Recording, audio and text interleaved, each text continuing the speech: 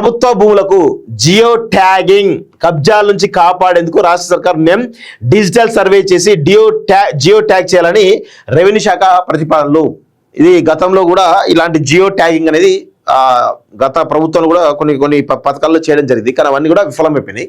మరి ఇది నిజంగా ఇది మంచి పరిణామం, ఎందుకంటే కబ్జాలు కాకుండా ఇది ఒక మంచి పరిణామమే. రంగారెడ్డి, మేడ్చల్, మల్కాజ్గిరి, సంగారెడ్డి జిల్లాలో భారీగా ఆక్రమణలు.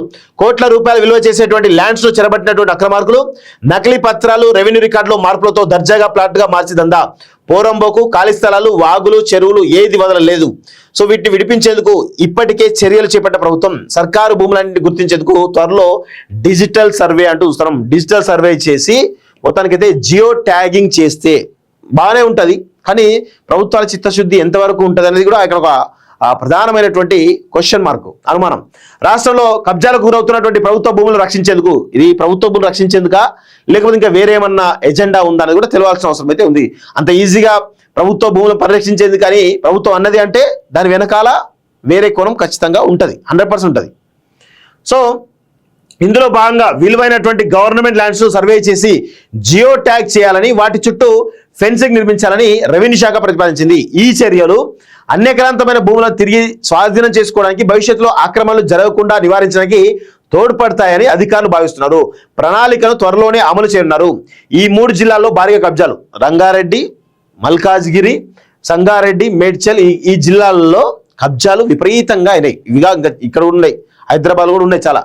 ఈ జిల్లాలోని భూముల ధరలు ఆకాశాన్ని అంటాయి. దీంతో అక్రమార్కులు ప్రభుత్వ భూముల లక్ష్యంగా చేసుకుని వందల ఎకరాలను కబ్జా చేశారు. ప్రభుత్వానికి చెందిన పోరంబోకు, వాగులు, చెరువులు, ఖాళీ స్థలాలు ఇలా ఏది దొరికితే దాన్ని కబ్జా చేసి ప్లాట్లుగా మార్చి అమ్మేస్తున్నారు. దీనివల్ల ప్రభుత్వం కోట్ల రూపాయల ఆదాయాన్ని కోల్పోతున్నది. రియల్ ఎస్టేట్ విలువలు గణనీయంగా పెరగడంతో ప్రభుత్వ భూముల కబ్జాలు తీవ్రమయ్యాయి. ఈ జిల్లాల్లో కోట్ల రూపాయలు విలువ చేసే ఎకరాల గవర్నమెంట్ ల్యాండ్స్ ఉన్నాయి. గత ప్రభుత్వాల నిర్లక్ష్యం, అవినీతి, అధికారుల అవినీతి వల్ల ఈ భూముల్లో వందల ఎకరాలు ఇప్పటికే కబ్జా గురయ్యాయి. నకిలీ పత్రాలు సృష్టించడం, రెవెన్యూ రికార్డులో మార్పులు చేయడం లేదా అక్రమంగా నిర్మాణాలు చేపట్టడం ద్వారా కబ్జాలు జరుగుతున్నాయి. రాష్ట్ర వ్యాప్తంగా అసైన్డ్ భూములు కాకుండా వివిధ రకాల ప్రభుత్వ భూములు 16 లక్షల ఎకరాల పైనే ఉన్నాయంటూ చూస్తా ఉన్నాం. జియో ట్యాగింగ్ ఎట్లా ఇస్తారు ఒకసారి చూద్దాం. జియో ట్యాగింగ్ మొదట ప్రభుత్వం చెందిన భూములను గుర్తించి వాటి సరిహద్దులను అధికారులు స్పష్టంగా నిర్ధారిస్తారు. ఈ ప్రక్రియలో ఆధునిక సర్వే పద్ధతులు ఉపయోగిస్తారు. ప్రభుత్వ భూముల హద్దులను ఖచ్చితంగా గుర్తించడానికి డిజిటల్ సర్వే నిర్వహిస్తారు. సర్వే పూర్తయిన తర్వాత ప్రతి భూభాగాన్ని జియో ట్యాగ్ చేస్తారు. గత ప్రభుత్వ భూమికి ఒక ప్రత్యేకమైన జియో కోడ్ కేటాయిస్తారు. ఈ కోడ్ను ఉపయోగించి గ్లోబల్ పొజిషనింగ్ సిస్టమ్ GPS సహాయంతో ఆ భూమి ఎక్కడ ఉందో, దాని విస్తీర్ణం ఎంత, దాని చుట్టూ ఉన్నటువంటి ఇతర ఆస్తులు ఏమిటి అనే వివరాలను సులభంగా తెలుసుకోవచ్చు. ఒకవేళ ఎవరైనా ఆక్రమంగా భూమిని కబ్జా చేయడానికి ప్రయత్నిస్తే జియో ట్యాగింగ్ ద్వారా దాన్ని వెంటనే గుర్తించి చర్యలు తీసుకోవచ్చు. ఇది కబ్జాదారుల ప్రయత్నాలు ప్రారంభ దశలోనే అడ్డుకోవడానికి వీలు కల్పిస్తుంది.